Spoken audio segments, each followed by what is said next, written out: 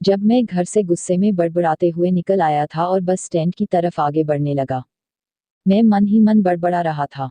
पता नहीं कितने पैसे छुपा के रखे हैं, लेकिन मेरे लिए एक बाइक नहीं ले सकते। अब मैं यहाँ से चला जाऊंगा और तब तक वापस नहीं आऊंगा जब तक मैं खुद के पैसों से बाइक नहीं खरीद लेता। इतना सोच ही रहा था तभी मेरे पैर में मुझे कुछ चुभने का एहसास हुआ। नीचे देखा तो समझ आया कि जल्दबाजी में पापा के जूते पहन आया हूँ। उन जूतों में कील उभरी हुई थी, जो मेरे पैर में बार बार घाव किए जा रही थी। लेकिन उस समय गुस्सा अधिक था तो मैं बड़बड़ाते हुए आगे बढ़ गया। एकाएक मुझे याद आया कि मैं पापा का पर्स भी साथ ले आया हूँ। मेरे खुराफाती दिमाग में एक ख्याल आया, क्यों ना आज पापा का पर्स चेक किया जाए, जिसे आज तक उन्होंने किसी को हाथ तक नहीं लगाने दिया था। पता नहीं कौन सा खजाना छुपा है इस पर्स में जो किसी को हाथ नहीं लगाने देते थे। जब मैंने पापा का वह पुराना पर्स खोलकर देखा तो उसमें पैसे तो नहीं मिले, लेकिन पैसों की जगह पर एक डायरी रखी हुई थी। तब मैंने सोचा, ओह डॉट डॉट विस्मयादिबोधक चिन्ह, तो यहाँ खजाना छुपा रखा है। मैं समझ रहा था कि यहाँ पापा ने लिखा होगा कि किससे कितने पैसे लेने हैं और किसको कितने पैसे दिए हैं। लेकिन मैं गलत था। जब मैंने उस छोटी सी डायरी का पहला पेज खोलकर देखा तो वहां पर जो लिखा था वह थोड़ा सीरियस कर देने वाला था। डायरी में जो लिखा था उसे पढ़ने के बाद मेरे चेहरे पर जो एक्सप्रेशन थे वह गायब हो चुके थे, क्योंकि डायरी में वैसा कुछ नहीं था जैसा मैं सोच रहा था। वहां पर उन पैसों का हिसाब लिखा हुआ था जो अलग अलग कामों के लिए अलग अलग लोगों से उधार लिए गए थे। उस लिस्ट में कंप्यूटर के नाम पर भी पैसे लिए गए थे। कुछ यूं लिखा था, 50,000 बेटे के कंप्यूटर के लिए। यह वही कंप्यूटर था जिसे मैं आज तक यूज कर रहा हूँ। लेकिन मुझे यह पता नहीं था उस कंप्यूटर को खरीदने के लिए पैसे कहाँ से आए थे। लेकिन आज पता चल रहा था। मुझे आज भी याद है जब मैंने पहली बार कैमरे के लिए जिद की थी, जो मेरे पापा ने मुझे 2 हफ्ते बाद मेरे बर्थडे पर ला कर दिया था, जिसे देखकर मैं बहुत खुश हुआ था। और मुझे खुश देखकर मुझसे कहीं ज्यादा अगर कोई खुश था तो वह थे पापा।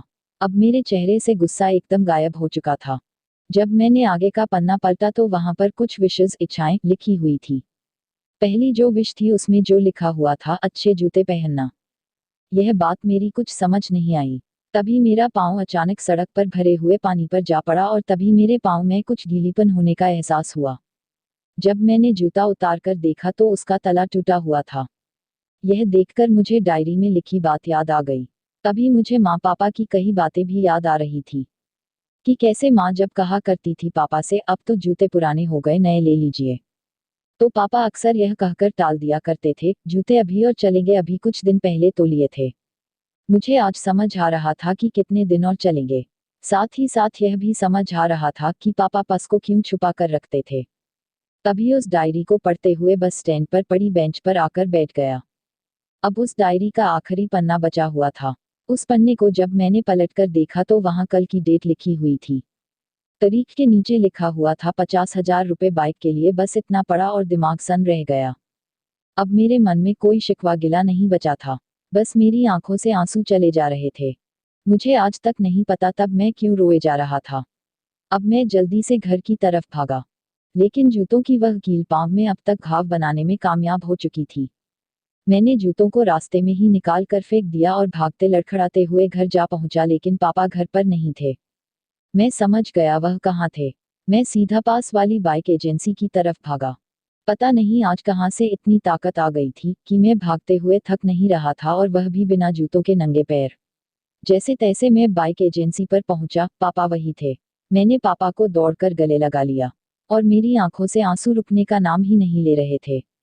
पापा को समझ नहीं पा रहे थे, आखिर हो क्या रहा है, मैं क्यों रो रहा हूँ। मैंने पापा से कहा, पापा मुझे मोटरसाइकिल नहीं चाहिए, आप अपने लिए जूते ले लीजिए। अब आज से मैं जो भी करूँगा अपनी मेहनत से अपने बलबूते पर पढ़कर करूँगा।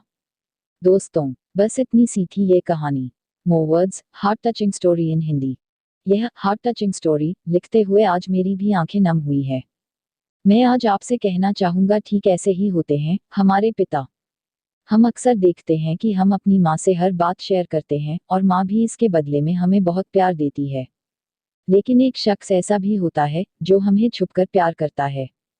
वह होते हैं हमारे पिता। यह परिवार में एकमात्र ऐसा व्यक्ति होता है जो अपने बच्चों से उन्हें बिना जताए छिपकर प्यार करता है, खुद की इच्छाओं को मारकर बच्चों के लिए सपने देखता है और उनकी खुशी में ही खुश हो जाता है। मुझे नहीं पता कि आप अपने पेरेंट्स की इज्जत करते हो या नहीं, लेकिन अगर आपके पास पेरेंट्स हैं तो आप बहुत खुशनसीब हो, क्योंकि इस दुनिया में बहुत से लोगों को तो पेरेंट्स का प्यार भी नसीब नहीं होता। अंत में मैं यही कहना चाहूंगा कि माँ बाप की भावनाओं का सम्मान करें।